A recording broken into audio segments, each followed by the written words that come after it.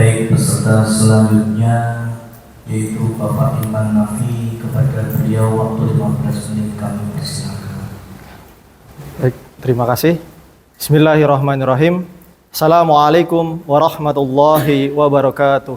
Waalaikumsalam warahmatullahi wabarakatuh. Alhamdulillahirabbil alamin. Wassalatu wassalamu ala asrofil anbiya'i wal mursalin sayyidina wa maulana Muhammadin wa ala alihi wa sahbihi ajmain. Asyhadu an la ilaha illallah wahdahu la syarikalah wa asyhadu anna Muhammadan abduhu wa rasuluh la nabiyya ba'dah. Amma ba'du. Puji syukur marilah kita panjatkan kehadirat Allah Subhanahu wa taala yang mana telah memberikan kenikmatan yang begitu banyak kepada kita semua, sehingga alhamdulillah pada kesempatan kali ini kita sama-sama bisa bermajalis, bermuajahah dalam acara dan juga bertolabul ilmi dalam acara seminar laporan orientasi MOC di angkatan kita kali ini, yang mudah-mudahan mendapatkan ridho dari Allah Subhanahu wa taala. Amin ya rabbal alamin. Salawat dan salam semoga tetap tercurah limpahkan kepada baginda kita sekalian, yakni habibana wa nabiyana wa maulana Muhammad sallallahu alaihi wasallam.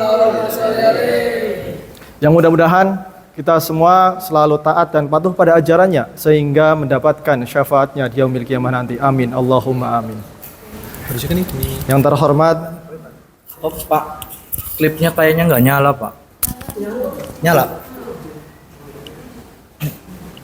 Nyala. ulang. Ulangi. Ulangi. Oh bisa dikat. Oh bisa dikat. Oke. Yang terhormat Bapak Haji Akif Budiman SPD MPD selaku mentor dan juga sekaligus Kepala SMA Negeri 1 Larangan. Yang terhormat juga Bapak Ibu sekalian, ASN P3K yang pada kesempatan kali ini bisa hadir. Alhamdulillah pada kesempatan kali ini kita dipertemukan dalam acara seminar orientasi, di mana di sini saya Ilman Nafi Nugraha, alamat saya di Desa Mundu, Kecamatan Tanjung, Kabupaten Brebes. Kemudian saya alhamdulillah diterima atau diangkat menjadi ASN P3K di SMA Negeri 1 Kersana. Di tahun kemarin saya mengampu mata pelajaran PAI. PAI pada angkatan saya itu adalah sangat minim sekali. Secara formasi juga memang sangat minim. Se-Provinsi Jawa Tengah hanya 11 formasi, dan di angkatan saya di tahap kedua se-Provinsi Jawa Tengah hanya 4 formasi. Dari 4 formasi tersebut, alhamdulillah saya bisa termasuk di antaranya. Alhamdulillah. Semuanya juga tentunya bukan karena saya sendiri, tetapi juga karena orang-orang di sekitar saya yang selalu mendukung dan mendoakan, tentunya juga orang tua dan juga berkat dari ridha Allah Subhanahu wa taala. Oke, pada kesempatan kali ini di sini izinkan saya untuk memaparkan sedikit pembahasan terkait dengan laporan atau juga seminar orientasi pengenalan nilai dan etika instansi bagi pegawai pemerintah dengan perjanjian kinerja atau P3K. Pada hari-hari sebelumnya atau 10 hari yang lalu kita semua telah mengikuti orientasi atau juga bahkan dari awal kita pembukaan sudah mengikuti berbagai orientasi atau juga orientasi tersebut dengan baik. Entah itu ketika orientasi secara daring atau juga ketika bimbingan, mentoring dengan mentor secara langsung.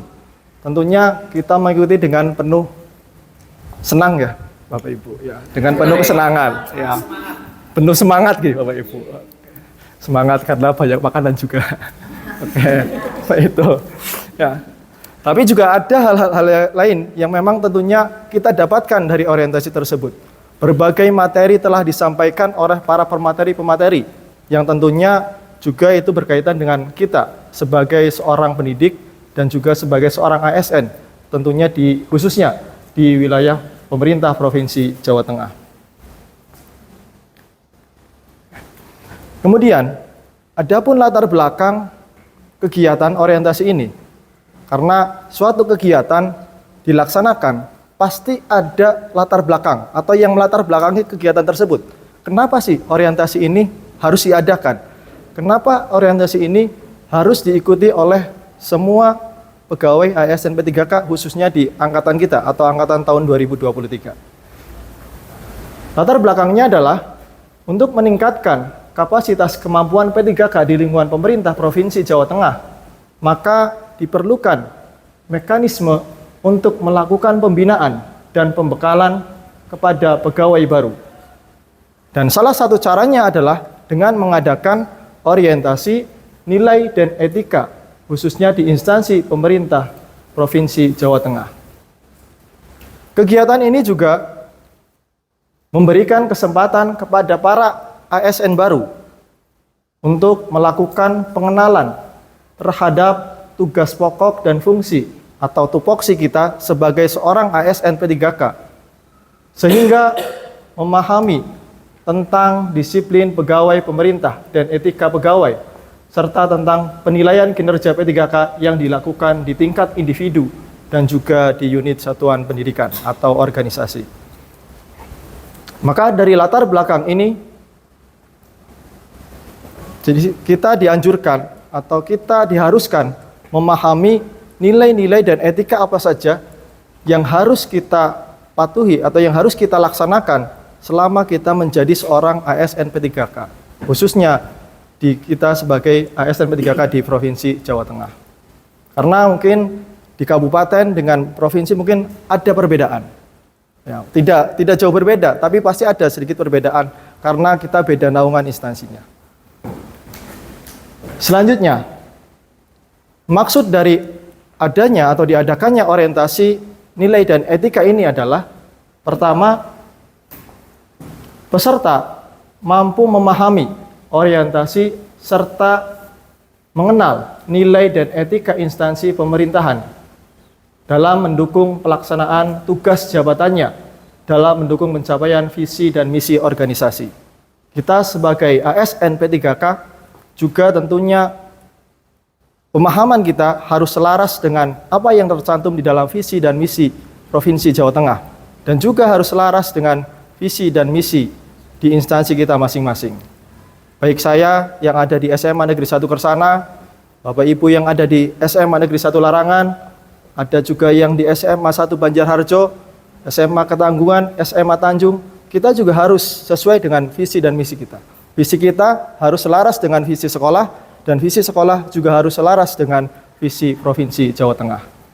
Kemudian, maksud yang kedua adalah peserta mampu mengaktualisasikan nilai-nilai dasar ASN berakhlak. ASN berakhlak ini ada kepanjangannya, Bapak Ibu. ASN berakhlak ini ada kepanjangannya. A-nya adalah accountable, K-nya adalah kompeten, H-nya adalah harmonis, L-nya adalah loyal, A-nya adalah adaptif, dan K-nya adalah kolaboratif. Nah, maka dari 6 hal ini, 6 nilai ini harus tertanamkan di dalam diri kita sebagai individu dan juga di dalam diri kita sebagai seorang pendidik atau juga ASN P3K. Itu 2 maksud. Kemudian, tujuan orientasi nilai dan etika. Pertama, pengenalan tugas dan fungsi ASN. Yang kedua, pengenalan nilai dan etika pada instansi pemerintahan. Dan yang ketiga, mampu mengaktualisasikan nilai-nilai dasar berakhlak serta dapat melaksanakan tugas yang menjadi kewajiban kita sebagai seorang pendidik di dalam unit kerja kita masing-masing. Kemudian, pada kemarin kita melaksanakan orientasi secara daring atau melalui Zoom. Kita telah diberikan berbagai macam materi-materi dari berbagai narasumber. Mungkin ini diantaranya. Yang pertama adalah ada materi visi misi dan kebijakan pemerintah Provinsi Jawa Tengah. Tadi sudah disampaikan oleh beberapa Bapak Ibu yang sudah mempresentasikan. Kemudian yang kedua tentang struktur organisasi dan tata kerja OPD pemerintah Provinsi Jawa Tengah. Dan juga kita dianjurkan juga harus mengetahui SOTK kita di instansi kita masing-masing, di sekolah kita masing-masing. Kemudian yang ketiga, manajemen kepegawaian dan penilaian kinerja P3K. Ini yang disampaikan oleh BKD terkait dengan bagaimana manajemen kepegawaian yang ada di Provinsi Jawa Tengah. Dan yang keempat, pengenalan OPD P3K, mohon maaf itu kelebihan P-nya ya. Dan yang terakhir adalah core value ASN berakhlak. Tadi sudah saya sampaikan apa itu kepanjangan dari berakhlak. Artinya nilai-nilai core value adalah nilai-nilai yang harus tertanam di dalam diri kita setiap individu harus menerapkan nilai-nilai berakhlak ketika kita menjadi seorang pendidik, ketika kita berada di kelas, ketika kita berada di sekolah, maupun ketika kita berada di luar sekolah. Dan yang terakhir, rencana hasil kerja saya, unit kerja SMA Negeri 1 Kersana, jabatan sebagai guru pendidikan agama Islam, masa kontrak dari 2023 sampai 2028, dan semoga saja kedepannya tidak ada masa kontrak lagi. Amin. Tapi selamanya seumur hidup, bahkan mudah-mudahan bisa menjadi PNS, tidak ada lagi P3K. Amin. Kemudian tujuan ini ya, kemudian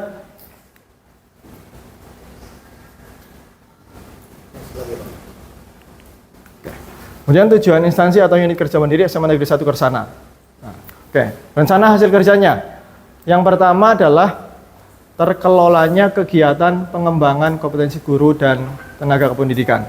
Yaitu yang pertama adalah meningkatnya kompetensi melalui peran sebagai partisipan kegiatan seminar, lokakarya, konferensi, simposium, atau juga studi banding.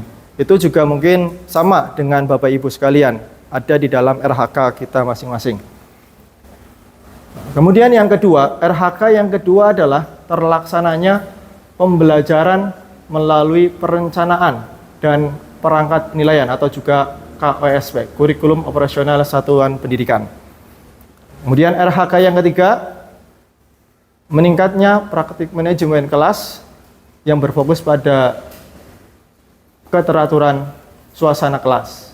Itu tergantung kepada kita sebagai pendidik dalam bagaimana cara memanajemen kelas dengan baik. Tentunya beda kelas akan berbeda cara memanajenya. Tadi juga sudah disampaikan. Kemudian yang keempat, meningkatnya kompetensi melalui peran sebagai peserta pelatihan mandiri atau juga PMM. Memang kita berbagai macam aplikasi yang kita gunakan. Ada PMM, ada e-file, ada Ekin, ada kita membuat SKP, dan sebagainya. Karena itulah tuntutan kita di era sekarang dengan perkembangan digital atau teknologi yang begitu pesat. Kita dianjurkan untuk bisa menyeimbangkannya.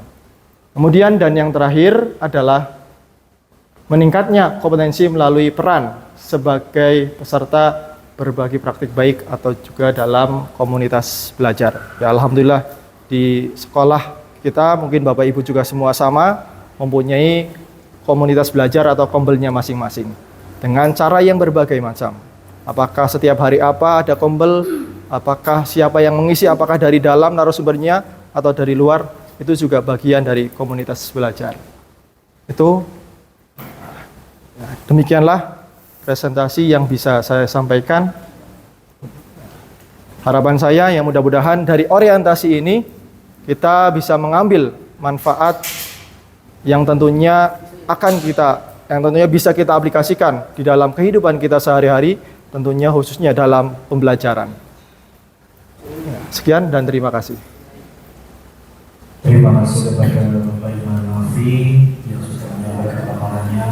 Monggo barangkali Bapak Ibu ada yang mau bertanya terkait presentasi Bapak Iman Nafi. Monggo Pak. Terima kasih Pak Zaki.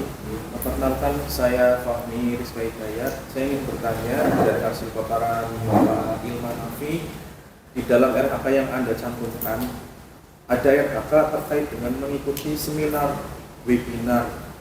Maka setelah Anda mengikuti seminar atau juga webinar, itu kira-kira apa manfaat untuk diri Anda?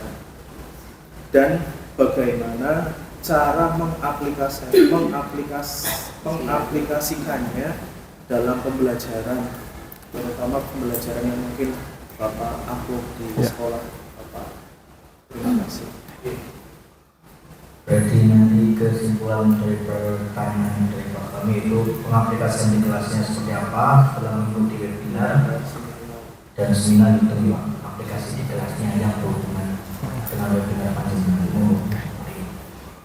Baik, terima kasih Pak Fahmi atas pertanyaannya. Saya izin menjawab. Memang di era digital sekarang serba, apalagi ya gadget kita semua sudah pegang, bahkan siswa juga hampir semuanya juga sudah pegang. Maka webinar atau seminar berbagai grup nge-share ya Bapak Ibu ya. Nge-share, pagi nge-share, siang nge-share, malam nge-share, padahal sama aja. Karena kita tuntutannya adalah harus nge-share ke 5 grup. Itu. Dari berbagai macam webinar yang saya ikuti, memang saya merasa sebenarnya kalau webinar atau seminar itu memang lebih terasa itu ketika dilaksanakan secara luring atau langsung. Kalau secara daring itu kadang ada saja kendalanya, entah kendala sinyal, kendala kuotanya habis, kendala misalnya kameranya kurang jernih, atau juga suaranya tidak jelas. Kadang kita juga ada trouble di teknologi kita ya, di laptopnya kadang videonya tidak muncul, ketika pemateri share screen juga kadang tidak muncul. Itu berbagai macam permasalahan atau problematika ketika dilaksanakan secara daring. Tapi ya berbagai macam saya ikuti webinar, alhamdulillah memang memberikan manfaat yang begitu banyak kepada saya khususnya pribadi, tentu banyak. Saya contohkan misalnya yang pernah saya ikuti adalah webinar atau seminar tentang bagaimana pengaplikasian Canva di dalam pembelajaran. Dari Canva ini tentu bisa bermanfaat untuk diri saya pribadi, entah itu membuat pamflet, membuat banner, sekarang kan bisa menggunakan Canva.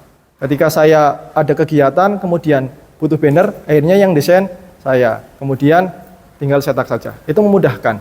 Sisi lain, di dalam pembelajaran, khususnya pembelajaran PAI, alhamdulillah Bapak Ibu semua, saya kalau mengajar itu alhamdulillah kalau ke kelas selalu membawa proyektor. Kalau memang di kelasnya tidak ada proyektor, karena saya selalu menggunakan PowerPoint. Nah, PowerPoint ini saya buat melalui aplikasi Canva tersebut. Nah, setelah saya mengikuti webinar. Memang webinar hanya materi saja, selebihnya saya berusaha untuk otodidak, mempelajari sendiri. Mungkin Bapak Ibu juga sudah mempelajari semua tentang Canva. Tuh. Sisi lain, diajarkan juga aplikasi lain misalnya tentang Mentimeter.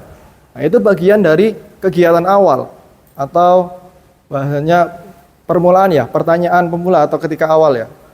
Itu kepada peserta didik untuk supaya ya anak-anak itu lebih tertarik dalam pembelajaran.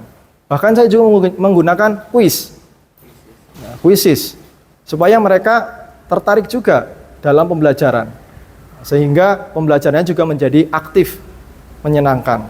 Dari kuis tersebut, tentunya ketika ada siswa yang berhasil menjawab dengan benar, maka diberikan sebuah reward untuk peserta didik, supaya memotivasi siswa yang lainnya agar juga ikut menjawab dari kuis tersebut.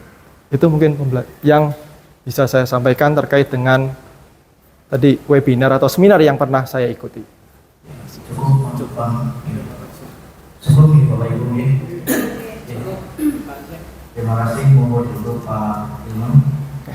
Baik, terima kasih kepada Bapak Akif Budiman dan juga Bapak Ibu semuanya atas perhatiannya. Kurang lebihnya mohon maaf. Billahi taufik wal hidayah. Wassalamualaikum warahmatullahi wabarakatuh. Waalaikumsalam warahmatullahi wabarakatuh.